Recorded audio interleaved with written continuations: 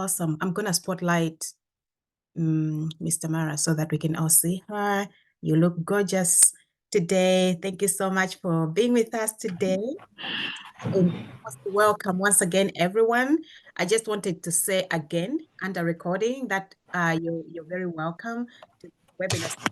I'm always looking forward to hear from our speakers because I'm meeting these women in different ways. Some are my friends, some we're being connected by other people, some are coming forward to come and meet us, and everywhere is very unique. And the moment I get to know the speakers and the people that we're interacting with, I'm always getting excited and curious to get to know them more. And it's such a pleasure and an honor to have you, Ms. Tamara, today.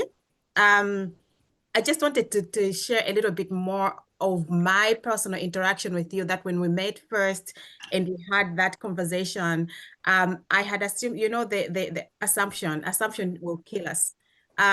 When you started talking about the work that you do and the language that you're using, I obviously assumed that maybe you come from a medical background. I mean, considering the work that you're doing and the language and everything. And then later deep into our conversations, you mentioned that you are actually trained as a journalist, and that shocked me. I was like, how does that even work? Yeah. How do you change and transform yourself and your career into something that is not really, I mean, that we don't see obviously, right? Out there. There isn't a lot of women or even men who have really changed their career from being a journalist to running such a big program, medical program, and really supporting like health strengthening systems, system strengthening in Malawi. So I was so inspired by that, and I really want people to hear your story, how you did that, because if you mention it. And everyone, I just want to say most welcome. We are hosting these webinars as part of the International Women's Day conference that's coming up on the 15th of March. I want you guys to subscribe and pay for your seat because we don't have a lot of seats for everyone. And if you have seen our flyer to the conference, it's only 20,000 Malawi kwacha for the whole day, and that gives you lunch and refreshments as well. We are having this our International Women's Day conference at MHub offices.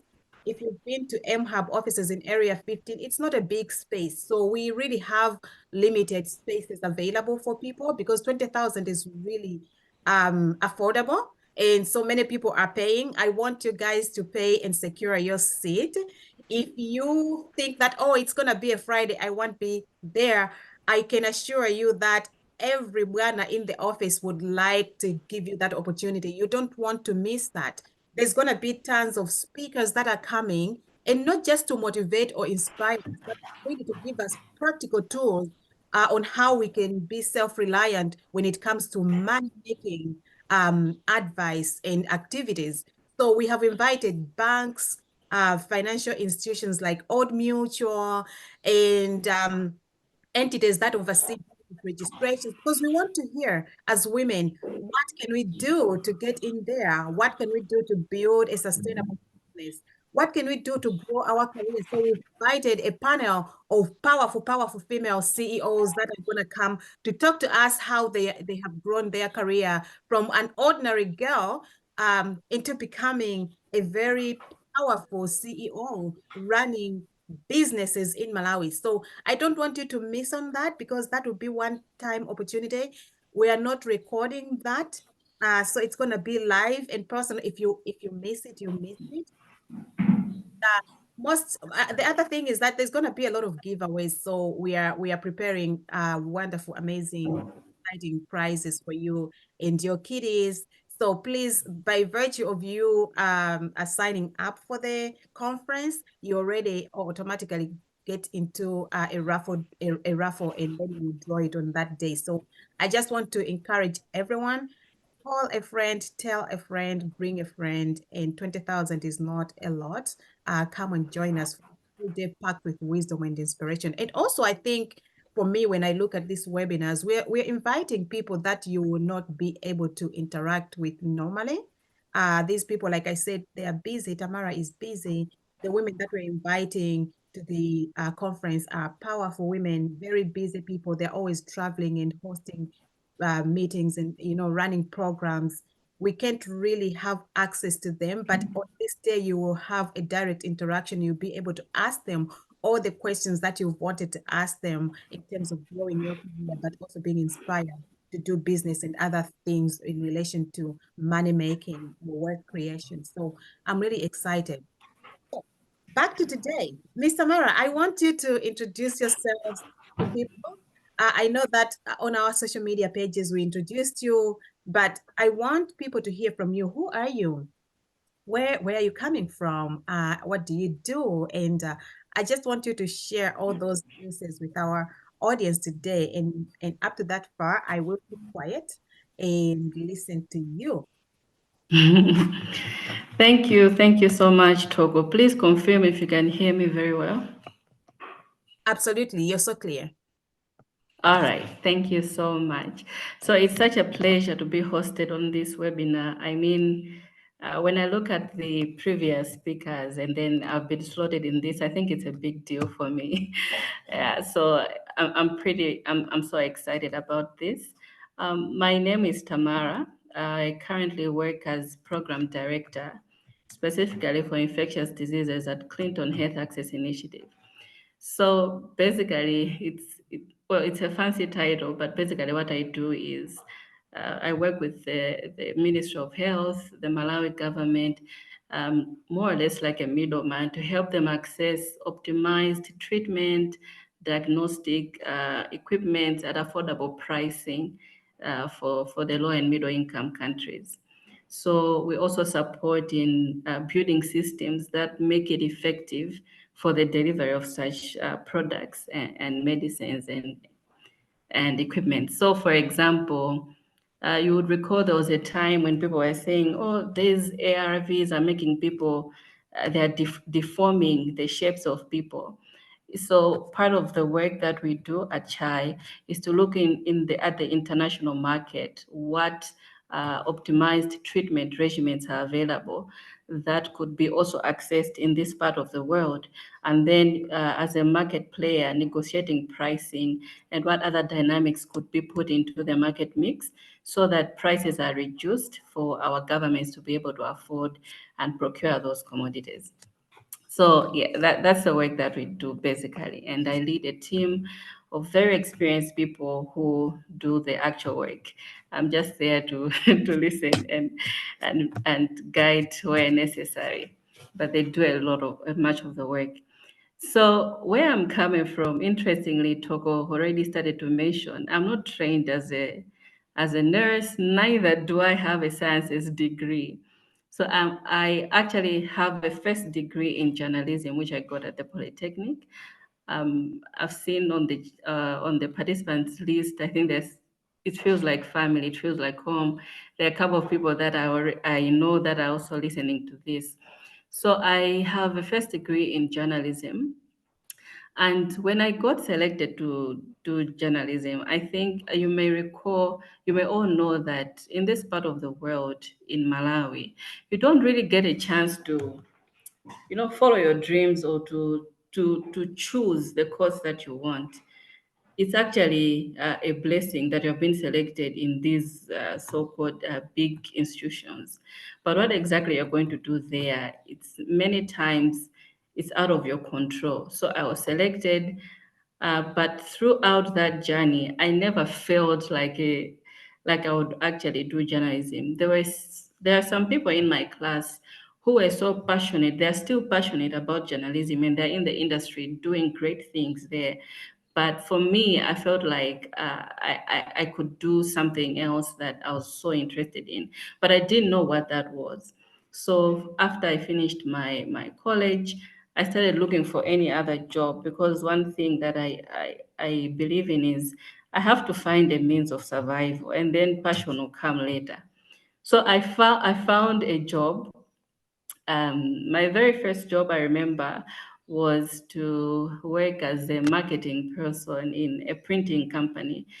So I would go out, look for business. I think I was earning around 50,000 kwacha at that time, but it was just enough to get me through. And then I continued because it's always very important that you are doing something for the sake of your CV, because you don't need certain gaps in your career that you cannot explain. So I worked as a marketing person. Then I left that job. I got married. I was a housewife for like 6 months or so, and then I started losing my mind. I moved from the city to the towns. I was staying in Karonga, and then at that time I was just staying at home. And then I said, no, I need to start doing something. So I started looking for jobs. I found another job, and that was my entry point into the development world. So I started working for Evangelical Association of Malawi as a program coordinator, and that kept me busy. And when I started working at EAM, it opened my eyes to the development world and how much impact that these institutions have on communities.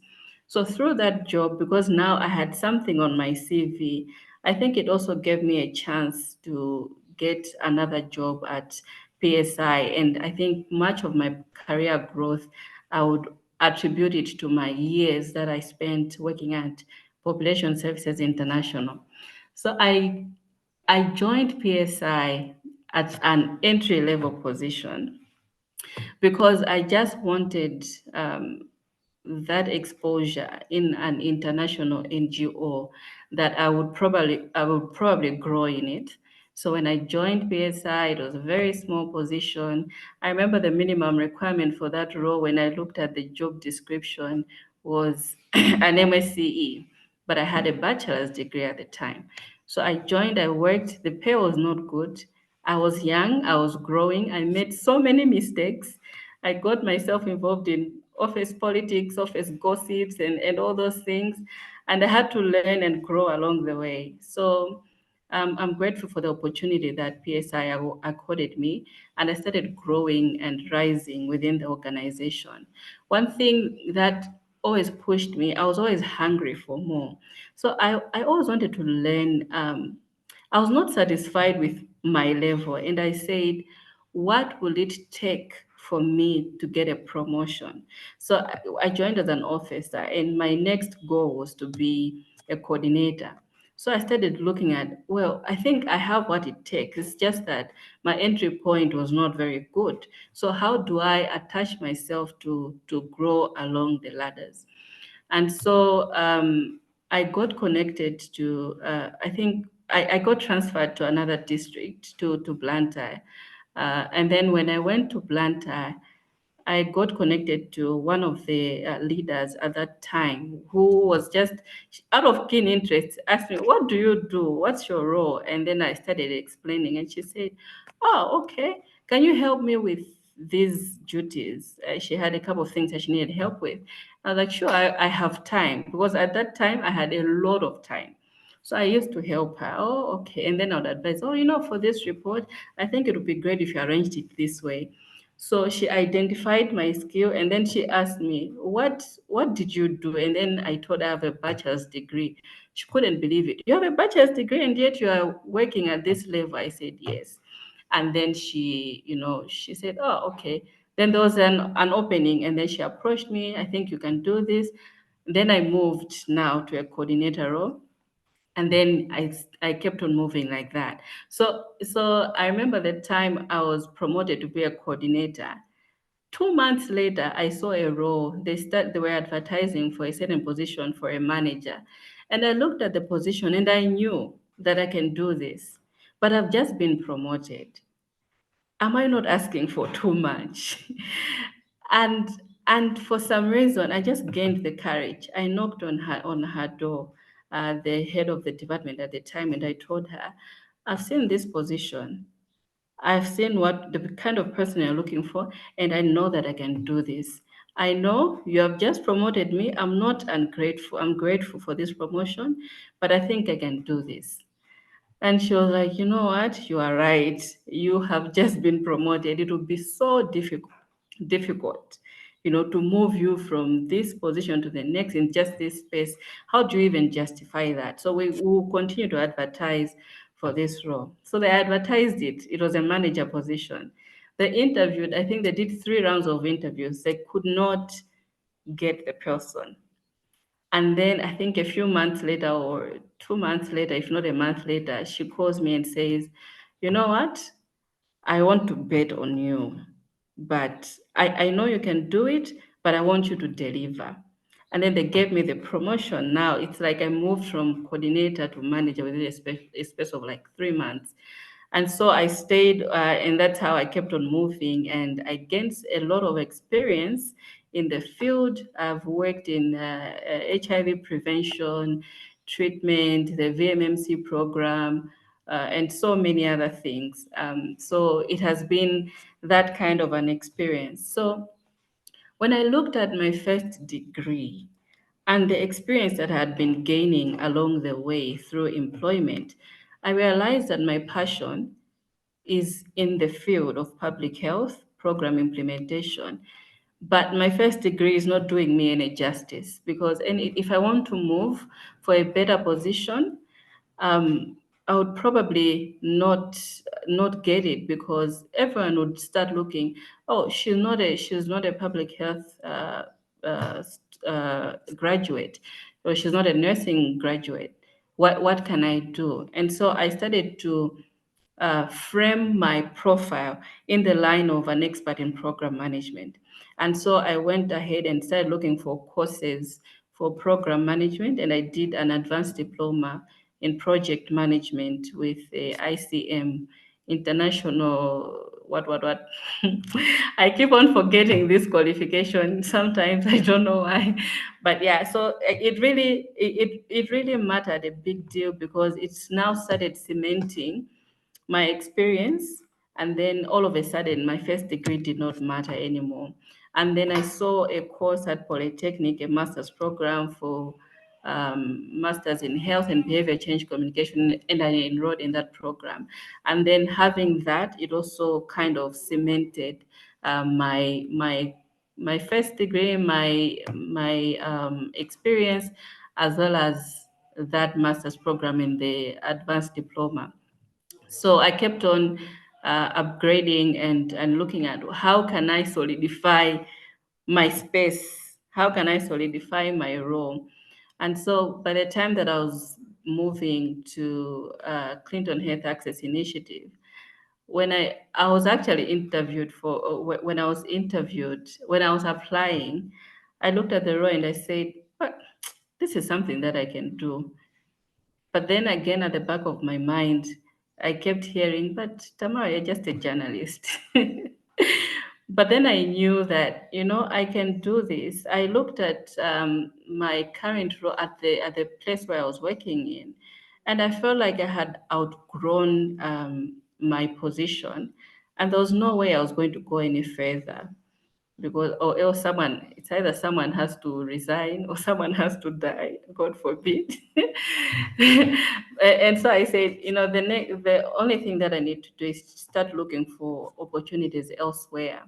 And then I started looking at what soft skills, because beyond the qualifications now, there are certain skills that you need to learn, that would enhance you and that will sustain you at that level. Because many times we ask for a promotion when we have not become that which we're asking for. And then when it is granted to us, your lack of capacity will push you out. So you can get the opportunity. You can go through the tutorials on how to ace an interview. Then you get the job. Then guess what? You have to do the job. And if you don't know how to do the job, then you get fired. And then you have lost your spot at that level. And so I love YouTube, and there are so many people that I follow on YouTube. Sometimes I just type, when I see that I think I'm lacking in this area, how do I, something like how can I improve the way that I talk?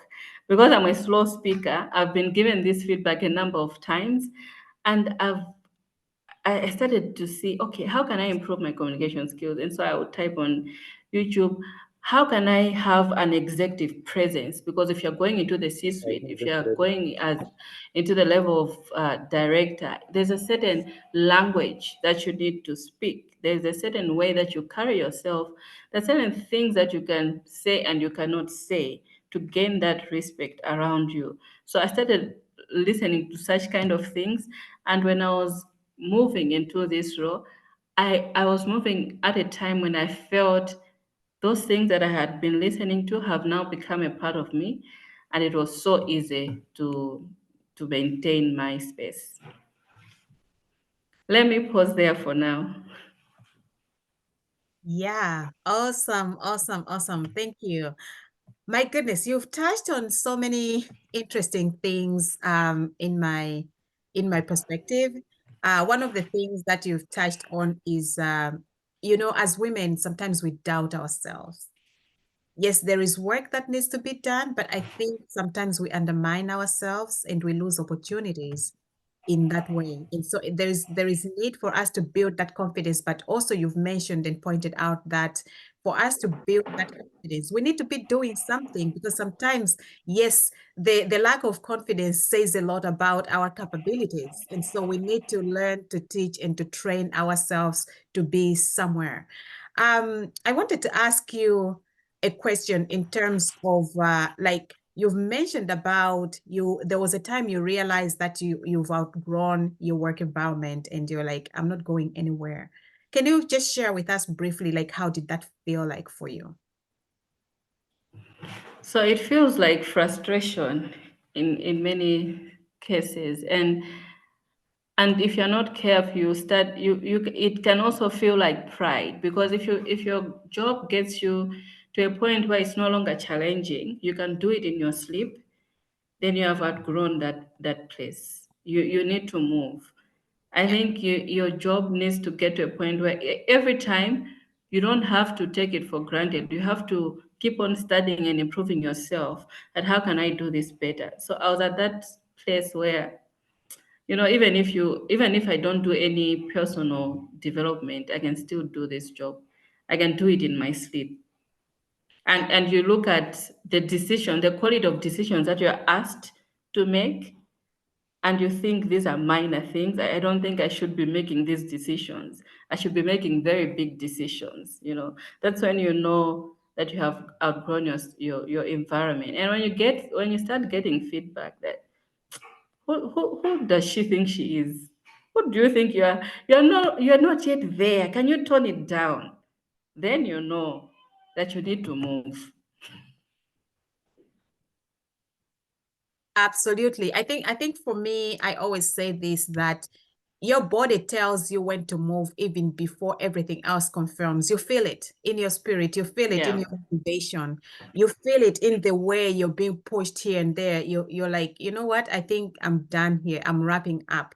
And for me, I always share my experience to say when I start feeling that way, it's a message for me. It's a bell. It's like our bodies have, these bells and alerts that let us know to Mhm. say, you know what, girl, you're done. You need to move. But sometimes we get stuck in places because we are comfortable there. And also the fear of, going for something more. But one thing that I'm learning from you also is that, we don't have to be afraid to try out things. We don't have to be afraid to go for things that we want or that we desire, because deep down our hearts, when we see a job description, even if we don't check all the boxes, we know that we can do this kind of work. Sometimes it's just, the words and sometimes job descriptions can be really mouthful, but really when you look and zoom into what is required, deep down your heart that, you know what, I think I can do this even though I don't have like the necessary qualifications. And also, one thing that I wanted to share is that if women have to make more money in their career, they need to aspire for more, because you can't make more money by just being in one place for a very long time. I've seen women who have been in the same position for 20 years. Try to move, because when you move, you go higher, and you look for better places. Normally people, we want to look for something more or something better, so likelihood is Yeah. you will move to a better position, and maybe that will give you more money. I want to pause a little bit and check in the chat here. Okay, so there is a question from Olivia. Um, she says, Olivia Sponjola says, how did you do it? Switching your professional to other and manage to do it very well. Are you not afraid? Yeah, that's a very good question. So I think for some reason, I was not afraid for actually switching the profession. It just happened. I think 6 years later, I realized I think I've switched my from my profession. When I was doing it, I didn't realize that I'm actually switching. It was one opportunity after the other, and then all of a sudden I realized I'm no longer the journalist. I'm no longer in the communications field. Um, I'm I'm in the public health space. So I think because it was happening gradually, it was not drastic. It was not very challenging for me to do. And one thing that I've learned in the industry, it doesn't matter what you studied. I think your first degree is just to help you to be a critical thinker and analyze things. If you can think, you can do anything, unless if it's a very technical role that would require you maybe to be in the lab, you'll be that specialist. Then you need to stick to your profession. But for these kinds of jobs, you can always learn as long as you can think, as long as you can analyze issues. The industry is looking for people who can ask the question why. Why are we doing this? Is this the only way we can do this? Um, can we not try it this way? Unfortunately, this basic skill is not available for everyone. So many people are stuck in their positions, in their professions. They are growing there because the comfort is I was trained to do this. But then if you interact with them, you realize that they are so stale that they have not upgraded themselves. They are so used to the routine of the way things are done, and they get stuck there. So as long as you are a critical thinker, you can analyze issues, you have your emotional intelligence, you can do anything. I love that. I love that. I'm a nurse by profession. I was trained as a nurse, and in like you, Tamara, I got to be selected to KCN, and it was none of my choices when we did the entrance exam. I was super frustrated because I was like, that's not what I want. But someone told me the same advice to say your first degree is just like a way to open up the way you think, the way you look at the world, and really you don't have to get stuck Mhm. into thinking that narrative that because this is my first degree. And sometimes it's a guilt that comes, because for me it was the guilt that my parents spent so much sending me to a nursing school, and at the end of the day, and my dad really wanted me to be in the medical field. My dad really, really wanted me to be in the medical field. And so at a certain point, I felt so bad coming out of there and not being able to practice as a nurse. We carry so many guilt because when going to school in our context, it's a contribution of many people, right? And you feel like all those people a big deal. And it's like Yeah, I need to get stuck here. But what I'm hearing from you is that you don't need to get stuck. Think outside the yeah. box, and you can transform yourself into anything that you want. First degree is just a gateway into the world of work and professionalism. And really, after that, you need to use your critical thinking that you learned from Yeah. your first degree and do whatever you want. So thank you so much for that. There is a lot of comments about executive presence in the chat. Mm. And I want you to quickly touch on that. And somebody, let me see. So Wananji Saka says, I want you to share more on executive presence. I keep hearing it, but I don't seem to comprehend it. And then Beatrice said, aside communication skills and qualifications, what other skills did you gain to feel confident to jump into this present role? Okay. And I think Oh, those related are. to that, sorry, Tamara, related to that, Gloria Mhm. Nurenda says, so that was Beatrice who asked about communication skills. And Gloria says, you mentioned that there is a way that one has to carry themselves and certain things that you don't have to say or participate. I want to learn what exactly did you do? I feel like that is related to the executive presence question. So Mm. basically the executive presence question, and aside communication skills and qualifications, what other skills did you gain to feel confident to jump into this role? Yeah, thank you for those questions. Very great, great questions. Starting with what I'll start with the other skills, and I think it's all related to the executive presence.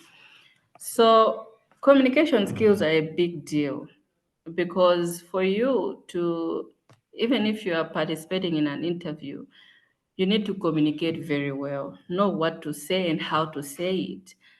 You need to have a goal. For me, one thing that I've always used as my strategy, if I'm going into an interview, I look at the job profile, and you can actually tell these are the skills or competencies that they're looking at. And then I already have my key points that I want to talk about. Even if they don't ask me that particular question, but I can ask myself the question and answer it, just so that I make sure that I sell myself like that. So communication skills are a very big deal. I think also an analytical skills, being able to analyze issues and look at the broad scheme of things, and understanding to say, because there are different requirements at different levels. At an entry level, you're assessed on your capability to follow instructions. At middle manager, your ability to give instructions and to manage people. But at the higher up, or what other people call the C suite, is your ability to look at the grand scheme of things and to be more strategic and not just to focus on what you're doing, how you can attach what you are currently doing in the grand scheme of things. So, for example, you're not just in the development sector, you're not just learning how to execute a program very well. But if you're running a program, if you're managing a family planning program, for example, and you are providing services to adolescent girls and young women, which is something that I've done for a long time, when you go to the next level, you need to think, how is this contributing in the at a global level? How are things working? And you're not just thinking about that particular program, but you're also linking with what is happening on the global level, what is happening at a national level. How are you contributing to national strategies and policies and systems? So when you start to think like that, then you can guide, you can provide direction. That's why you are called director, to provide direction that someone, a manager, can pick up and give instructions to the people down there to do. So if you don't have exposure to the outside world, then you get stuck just with whatever the happenings within, and then you are missing out on that skill. So that's one skill that I also have to learn and continuously develop, how to be more strategic in thinking, how to analyze issues, how to learn what's happening in the grand scheme of things. On executive presence, it's tied to what I've just said. So executive presence is not just when it's in your talk, it's in the way that you carry yourself in your talk. If you're in meetings, even if you're not an executive, but if you are very strategic in the way that you're looking at things, and you're not just addressing what is on your table, but you are able to associate it with what is the broader perspective, the company strategy, strategic direction. How is your work fitting into that, and what else can be done? If you're able to talk like that, that is executive presence. That's how executives think, right? It's more about your attitude, the attitude of um, not just focusing on my work and ticking the box, but how is this work contributing? What impact does this work have on other issues? I think that's one part of executive presence. It is also in your attitude on it has got to do with also emotional intelligence. Emotional intelligence basically is self-awareness, awareness of self, how you perceive yourself, and awareness of the environment, how the environment perceives you, and adjusting accordingly. So, and being in control of those emotions so that emotions are not in control of you. If I'm sure you have experienced leaders who are very emotional, and unfortunately, women we fall into that category many times. We are categorized as very emotional beings.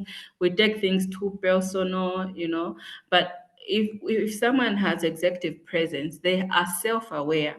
They know that, I think um, I don't talk very well, or I'm not really good at this, and if I'm not good at this, is this a skill that I can learn?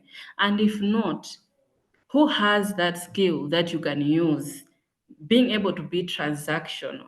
Because many times in the workspace, as women, we are too emotional, we're emotionally attached to our work colleagues, to our peers, in a way that if you don't like someone, even if they have a skill that you're looking for, you will not approach them. But it's nothing personal, it's just work. You don't need to be too attached. We have to learn to be more transactional. So that's also another element of emotional intelligence that helps in the executive presence. So the emotionally aware leader carries himself in such a way that they're not swayed by emotions, by issues, but also you know the things that to reveal about yourself and things not to reveal about yourself. You know what to say in the work environment, and you know what not to say because you are emotionally intelligent. So emotional intelligence is one of the key aspects of executive presence. And one last thing, being able to not to review your gunpowder. What I mean is sometimes I've talked about self-awareness. Sometimes we become too self-aware that we talk about our weaknesses in such a way that you give a platform for people to attack us. If you're talking about your weaknesses, it should be from a place of, oh, you are self-aware. I have this shortfall, but this is what I've done to overcome it. But you have to be strategic and to be tactic in where you are revealing such things, because you don't want to talk about such things in environments that it would affect even the way other people perceive you. So being tactical is very important, and an important skill in the executive presence as well. I really love that. I think one day we should just have a session on executive presence. I see this so many times in leaders, that the way we present ourselves, the way we carry ourselves, the way we perceive things, the way we make decisions, the way we interact each other with other people in the work environment. I like the point that you shared about separating our emotions or our feelings and attachments to work. As women, sometimes we fall short in that place, because it's like everything becomes together. If everything becomes one piece. So you don't like that colleague, it doesn't Mhm. matter they are contributing wisely on a subject matter, you still disqualify them just because you don't like them. We need to come to a place where we Yeah. really separate these things. So thank you so much for that. I want to move on to a different subject altogether, because our conversation today is really called Unscripted Conversation on Money, Wealth Creation, and so on and so forth. So when we connected last time and we spoke, Tamara, you shared a few things that you've learned over the years as a woman, as a wife, as a mother, as a career woman, on what are some of the things that you have dropped over the past years? and realizing to say, you know what, these are not serving me well. I want to do this because I want to grow in this way. Can you shed more light on that? Yeah, totally, definitely. So I've gone through. When I was talking with Toko, I was telling her that, sometimes when we gather in these spaces and then we are sharing insights, my face is on that poster. And then I come here and I talk as if, I'm on this almighty horse. Please, everyone, look at me. I've done it. I've made it. But then we forget the fact that we are all the same. We connect in so many ways. We have the same challenges, we have the same limitations that we have to overcome every single day. And when I was talking to her, I was also telling her about, I really like to follow Michelle Obama, and one of the things that she wrote in her book that really fascinated me, her book Becoming, she said that when she was about to release the book, she was so nervous that what if people don't like it? Can you imagine Michelle Obama having such kind of thoughts in the way that in the light that we look at her? But guess what? That's how connected we are as women, as human beings. We share certain things, certain shortfalls that we can all perfect together and be better human beings. So my journey, my relationship with money has been quite interesting. I've done all sorts of things. I've had a salon before, which I had to close. I have I have sold eggs. I've done so many things that at this point, lessons that I've learned is my relationship with money was quite very emotional. So I was not very transactional with money. So there was a time when, because I'm passionate about grooming, although sometimes I can wake up on a bad hair day. And then I said, oh, let me open a salon and do this. But then the goal is to make money, right? You cannot just invest money and not get something out of it. And it took me time to pull the plug to say, this is not serving me well. I need to close this business. Actually, my husband had to come in and say, you know what? You keep on putting money in this business and it's not serving you. Can you just close it? So I had to count my losses and close it. But I was investing in something because I was really passionate about it, but I didn't do a lot of research as to how can I monetize this hobby. I think that's very important. I've um, I've sold clothes that I ended up just putting them at the boot of my car, moving around with them, and then that's money lost, right? And I've learned to be more self-aware to say, okay, what is really my skill? What is something that I can do and monetize very well? And one thing that I've learned is, I think for me, I can monetize my intellect. I can monetize my intellect. And then from that, and then probably I can invest it in something that is long lasting. Probably some of these things, it's not really my skill, but you can also learn and stretch beyond your comfort zone. I have also learned to if you are to make certain changes in your finances, you need to have a good relationship with money and not have an emotional relationship with money. What I mean is, as women, we use money as a tool to vet a class or a level, a certain level. So we come up with things like, oh no, I can never buy things at that place. I can never do my nails at that place, because you think if you do that, then it shows that you don't belong to a certain category of people or a class of people. Well, I can never do that. I can never do that. So I have learned to look at the function of money. I think one example that I was really looking forward for me to share is when I was telling her about the analysis that I had made on my nails. So I used to love, love, love doing my nails a lot. But then I had a goal that I also wanted to reach, which needed a lot of money. And I looked at myself, where can I find this money? There's money coming in, but I don't know where it's going. And I started looking at some of these things. I looked at my nails. How much money am I spending on my nails? I discovered it would shock you even. Probably some of you are doing the same. It's not bad, but it's just good to take account. I would spend probably 30,000 every 2 weeks, or 30 to 60,000 every 2 weeks, just to do my my toenails, my manicure and pedicure. That's the technical terms. Anyway, my manicure and pedicure. So I would spend probably like 60,000. And I sat down and I calculated the money that I would save if I just trimmed my nails and just kept them clean. I realized I'm saving over close to 1 million in a year. And I was able to repurpose that money to something else. So I cut off from, I think it's been 2 years now. It's been 2 years since I've been doing this. It's because I have a goal. It's not bad to do my nails. I love to do my nails, but just now I have to be uncomfortable to achieve this financial goal that I want to achieve. And then I can always come back to being the feminine aspect of myself. So being transactional is a very important skill.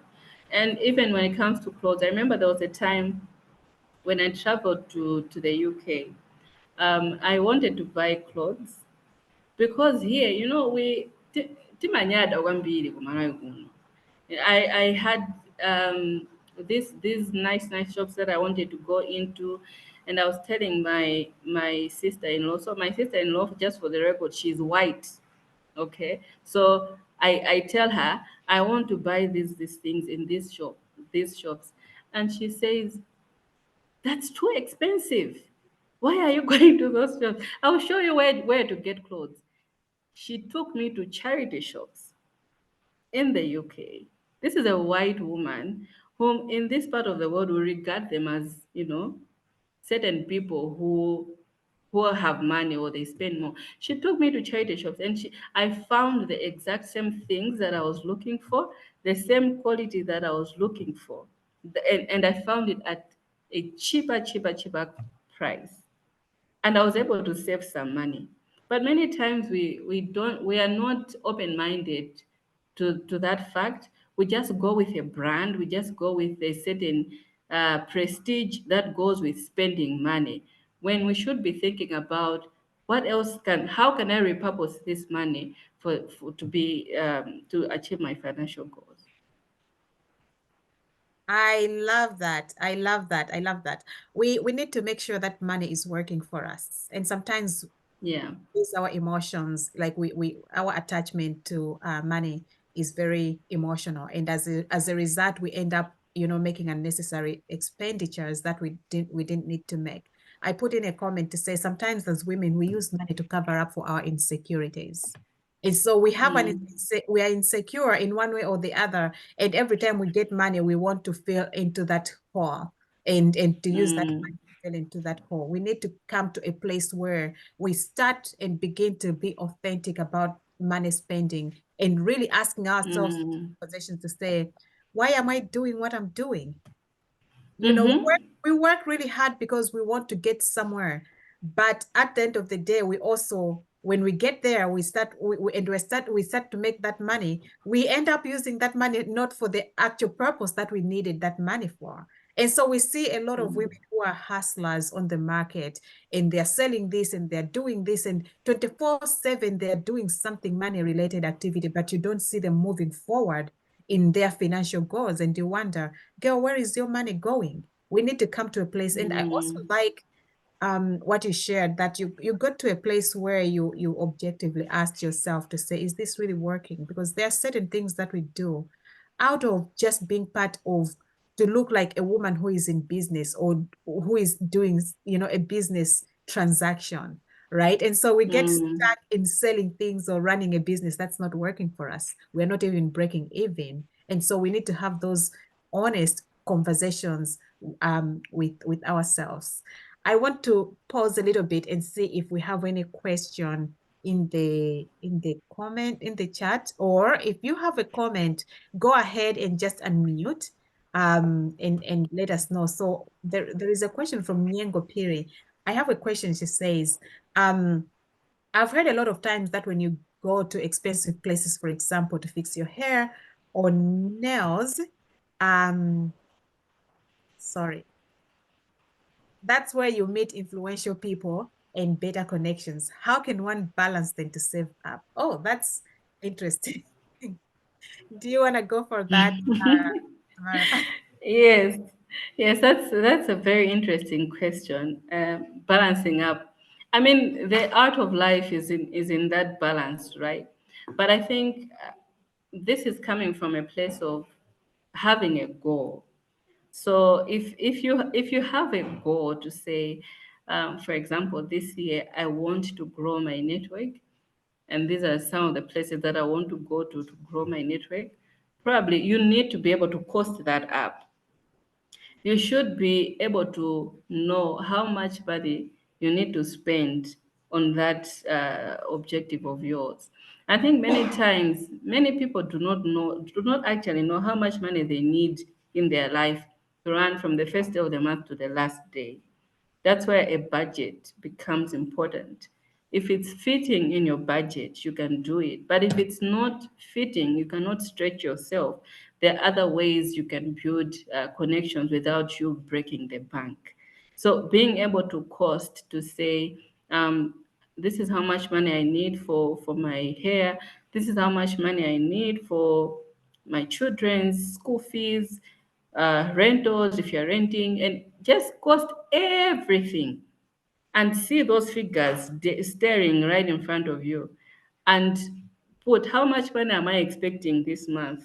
If you're working, how much is my salary after all the deductions?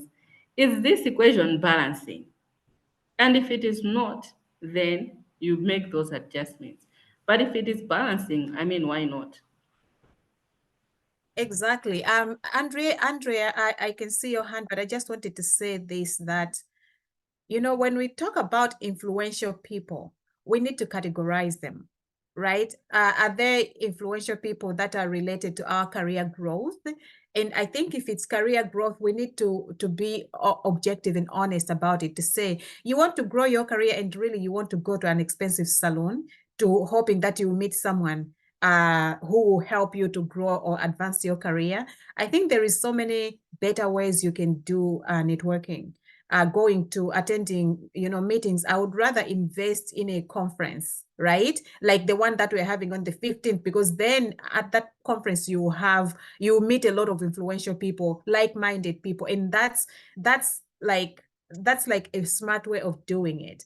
But also the other thing that I wanted to mention is that you as women, we need to come to a place to realize that likes attract likes, right? So we need to begin to transform ourselves, our mindset, our way of thinking, building ourselves up to that executive presence, to look like those people that we're admiring, because that's when we're going to get connected to them. If there is a huge gap between us and the people that we are admiring, sometimes it becomes very difficult to get connected.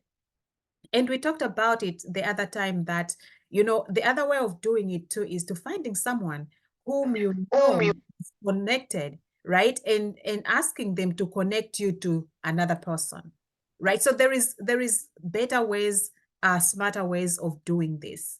Andrea, go ahead. You have a question. Uh,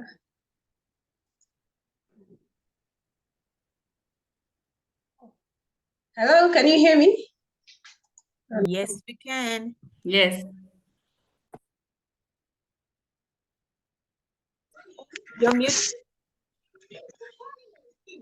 You're muted, Andrea. Can you hear me now? Yeah, we can hear you. All right. Thank you very much for having me. When I saw the posts about career, money, and growth, and that the speaker is Tamara, I was so inspired because I get to know Tamara when she was at Polytechnic, where she said that she was a seasonal journalist. She was studying bachelor in journalism. So when I saw that Tamara is a programs director at that big organization, I was I was motivated. So now, and I made it a mind that I need to join and hear more what actually transpired.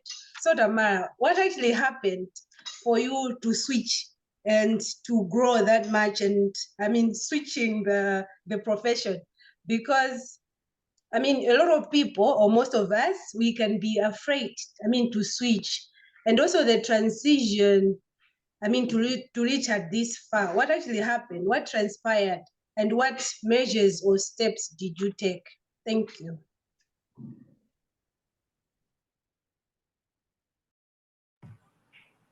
Thank you so much, Chimwemwe. It's great to have you join us. Actually, Chimwemwe was my mentor at some point, so we go way back. Yeah, so I had mentioned earlier it had been a journey. It has been a journey actually. I look back 5 years and I was like, I think I have switched my profession. So it just happened that opportunities started opening up in the area of public health, and I started building my career from there, and then solidifying the experience that I'm gathering with the papers that would help to solidify the case, so that if I get opportunities, if I want to climb higher, then I have the backing of papers, but also just getting to know your staff, that you cannot be questioned, that your competences should never be questioned because you deliver so well that no one has any doubts about it. So I think you can, we will share the recording of this conversation. At the beginning, I think I went through all the details in terms of the steps that were taken. I think you can also replay after this meeting. I'm looking at the time. I may not go and go into the details like before, but it has quite been a journey of being intentional and knowing what your next goal is and what do you need for that goal and how can you get those requirements and position yourself well. Thank you. Awesome, awesome. This is awesome. I love this. I wanted to ask you a question, and everyone, I know that we are running out of time. It's after 10 after, but I wanted to ask if we can have maybe like 10 minutes more just to be with Tamara, because I know we started late. We were waiting for people to come in. My question to you, Tamara, is that you are a mother, you are a wife, and you are a career woman. How do you get to balance all these things? That's a very, very good question. Actually, But Ada, like-minded. Ada asked the same question too in there. yeah, so that's a very good question. Actually, what I've learned is that everyone, even at most people who are at the top, all of them have a belief system. Whether they're atheists, whether they're Christians, or whatever religion they believe in, they have a belief system in a certain power beyond themselves that should support whatever they're doing to guide the decision making, to also help in that balancing. So I'll start from that perspective. It's very important at the core of yourself, beyond these soft skills that we have talked about, to have that belief system. I'm a Christian. Um, I also happen to be a minister of the gospel. So I think from that perspective, my relationship with God actually helps me to align and not to lose my mind, because sometimes you can lose my mind, you can lose your mind, you cannot be able to balance. So having that belief system is very, very, very important. It helps you to strategize well, to also have clarity on what else should be done. Others do meditation, you know, Others, like meditation, they take it to a certain level where it's actually a spiritual exercise that they do. It helps in alignment. So whatever it is, for me, it's being a Christian that really helps me to be so aligned and to be balanced. But practically, I think it's understanding that you cannot be everything, and not fall into the trap of, for example, being a mother. I have to be there for my children. I love my children. I think every woman loves their children. I love my husband. But I also have to know that I cannot be the typical wife or the typical mother that someone else is who is not as busy as I am. And it's okay. And my partner also has to understand that I'm trying my best, and it's okay. For example, I cannot wash his clothes every day. you know I cannot iron his clothes. I cannot cook every day. I have to create a system that will work for me and monitor that system. Because the moment you want to be superwoman, I mean, if it's something that you can do, if it's working for you, fine and good. And you need to have a partner who understands, who is supportive, and understands that you're putting in, you're trying your level best. When it comes to children, knowing which aspects of their lives are solely dependent on me. I have 3 children. There was a time I had 3 under 5 children. Now they are grown. The first one is 10, the other one is 8 and 6. So at least now they're a bit grown, but no understanding what system can I put in place so that I can gain my sanity. It's okay if there is a nanny in place, just being able to monitor what are they wearing and what are they taking to school, being able to monitor that system. If you can afford, you should do that. And myself, I take it that I think the role that can never be replaced, that I need to take, I have to take that role, so that in my children, I have to make sure that I'm giving them guidance in terms of building their character, because I cannot hire someone to do that. So I instill the values in them that I need them to have. So that's the role that I take, and where I can, I support in the day-to-day things. But being able to have a system that works for you, you'll realize that 24 hours is actually a lot of time. If you look at it, many times we waste our time. For personal development, you can take advantage of certain space. For example, in Lilongo, if you stay in Lilongo or anywhere you stay, when you start off from home going to your place of work or to your place of school, whether you're in a minibus or you're driving, what are you doing in that time? That is a time that you can invest in headsets. You plug in your headsets. You play a podcast. I can binge on podcasts and TED Talks and whatsoever and not feel sad about it.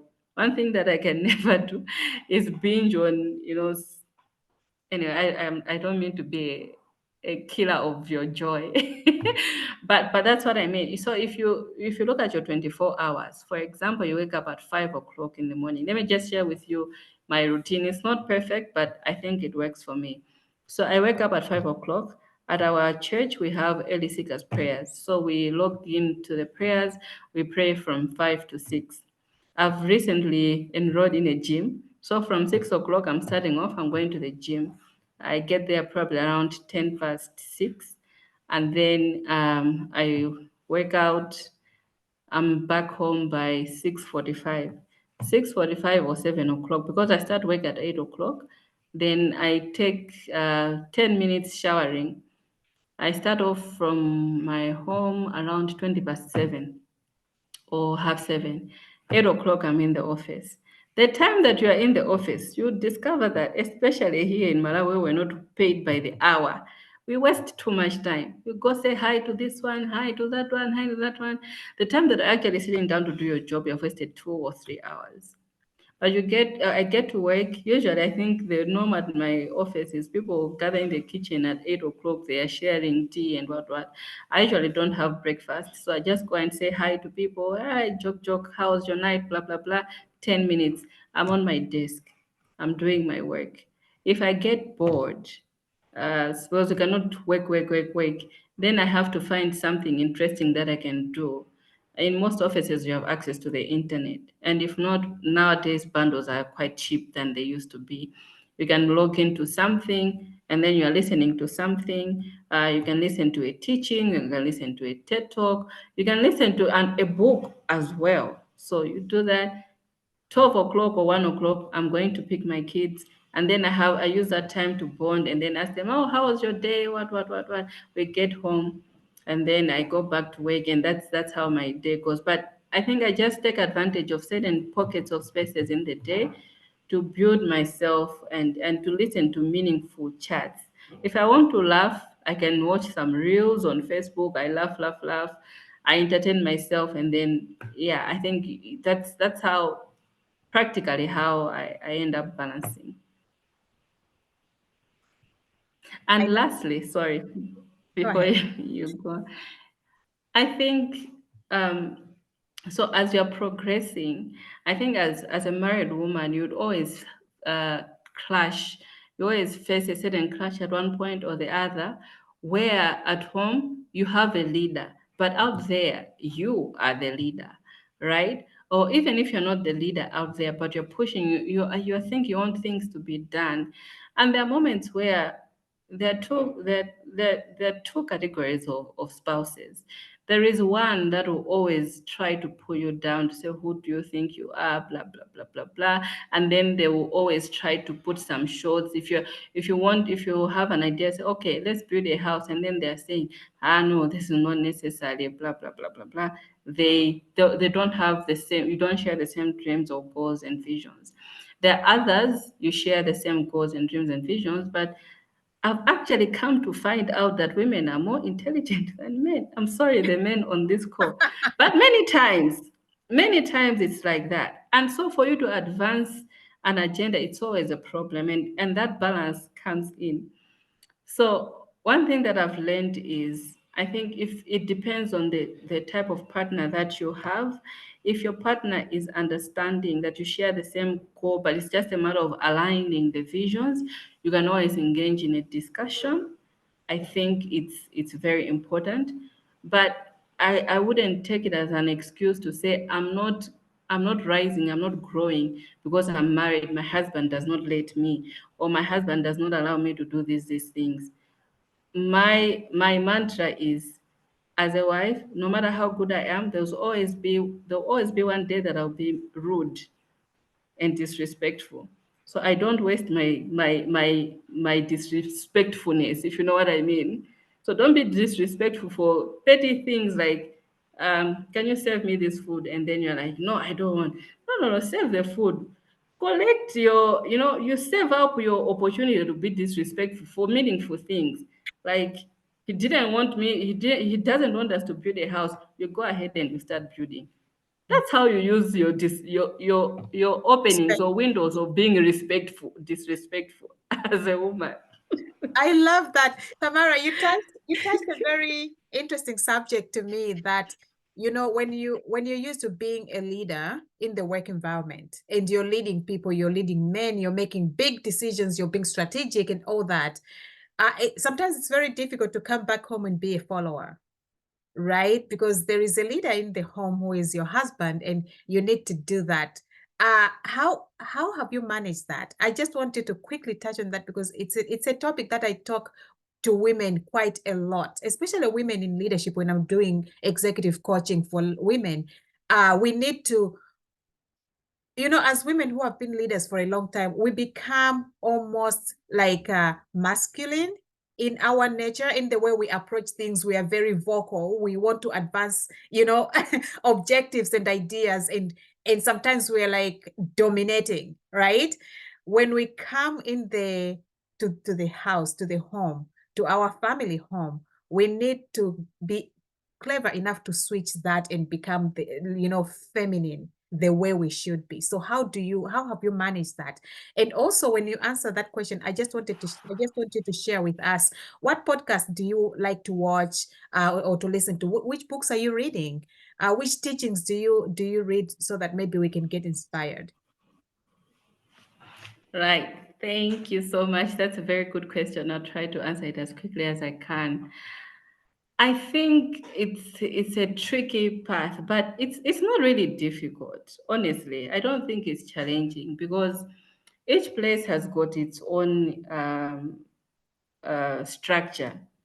So at home, automatically by default, I am the mother, I'm the wife, and we have a leader who is my husband. But like I said, just because you have a leader doesn't mean that they'll always know what to do, or what the right way to go. There are always those moments where I think I have a better idea than what he's suggesting, and you have to find a clever way of hinting that idea so that he feels like he's the one who has who has introduced that idea, and that's a skill that I think has helped me over time. So it would be, for example, a a real example.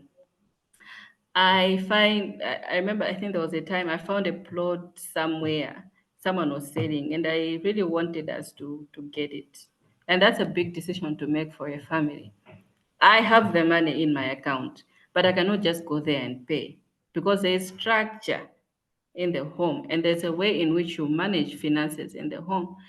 And then because we had already been talking about it, um, I go to him and I say, "Oh, there is this place, blah blah blah." He goes to see it and he's like, "Ah, I don't like it."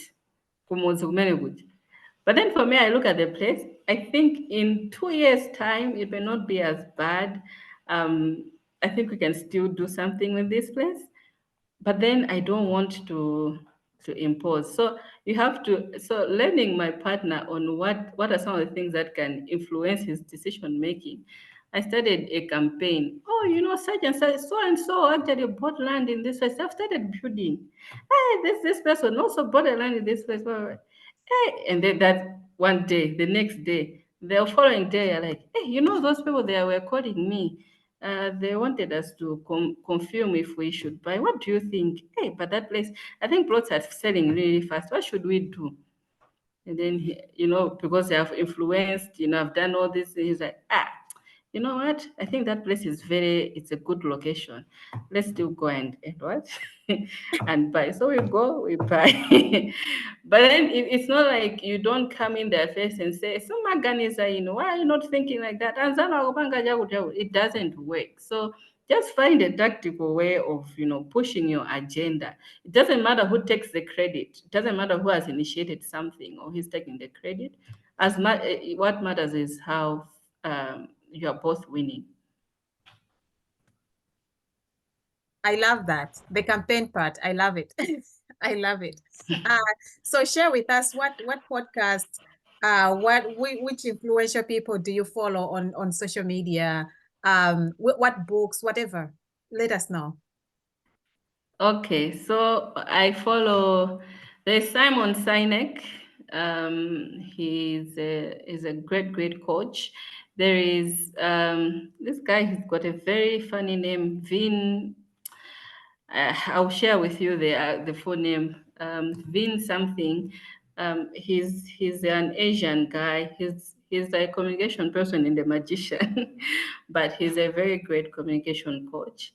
I follow um, how can I forget his name? On money. So there is this guy from the US. My goodness, how am I forgetting this? He's written the book Total Money Makeover that I'm about to start reading. My gosh. You can send us Okay. that list because we want to I'll send you. Yeah, I'll send it to you. I know that you follow And Michelle Obama too. You read her book. Michelle Obama. Yeah. Yes, I read her books. Yeah. Who else? Oh my goodness. How can they all jump out of my memory? But I'll send you the list. Okay. Yeah. If there is Basically, those are any podcast that you listen to, any YouTube people that you follow, books yeah, that those are the ones. you just want to share with our audience so that we can also get inspired. Sometimes we need to follow the footsteps of people who have already done it, because that's how we grow sometimes. But Tamara, before I close, I just wanted to say thank you so much. for being here. And I want to give you an opportunity to say your final words, and then I'll wrap up. Thank you so much. I'm actually humbled by being invited in this forum, and also the participants. Thank you so much for joining in. I hope this has been impactful. And if we ever forget anything that I said this morning or this afternoon, depending on where you are, is that at least go home knowing that you don't need permission to rise. Like, you don't need permission to exist. You don't need permission to grow. You can be anything that you want to be. You are exactly who you think you are. Awesome, awesome, awesome. Thank you so much. No, it's been a blessing having you here. You're a woman who is very busy and, juggling so many things, and you're doing it really well. I admire you so much. I'm now following you on social medias. Please follow Miss Tamara. She's full of wisdom and inspiration. Please, please, please, follow her on social media pages. When we share about all the other things that she's gonna discuss, I will also share like her handles for her social media pages so that you can follow her. Connect with her on LinkedIn, on Facebook. Are you on Instagram? I haven't seen you yet on Instagram. I am, but I not actively. Okay, but she's very active on Facebook, and I just saw a post that you shared the other day, very inspirational. So I'll share that with our audience. But some of the things that I'm taking away from this conversation is the power of routine. I'm big with routines. Let's get organized, ladies, and really get our stuff together. Have a routine in your life that you work with. The power of having a working budget. Let's have a budget. Let's not just go and spend our money emotionally. Having goals and being intentional about what we want to achieve is something that I'm taking away. And also not being afraid to try out things. Go for what you want. Tamara says that you're what you think you are. If you begin to doubt yourself, everyone around you is going to doubt you. If you begin to, to pull yourself down, everyone else around you is going to pull you down. So you are who you think you are. So go for it, girl. And I'm really, really grateful for each one of you coming up here. We have another session coming up next week, and we will make an announcement. Please, we want to see you here. And let me promise this. Can I make a promise, Tamara, that we're going to bring you back? We want to bring you back. Definitely. Yeah, because I think there's some things that we haven't been able to cover here. I just want you to come back and share those in details. So I'm going to reach out to you so that we can schedule that. But thank you so much, everyone. May God bless you. I hope you have a wonderful day. Thank you. Bye. Bye.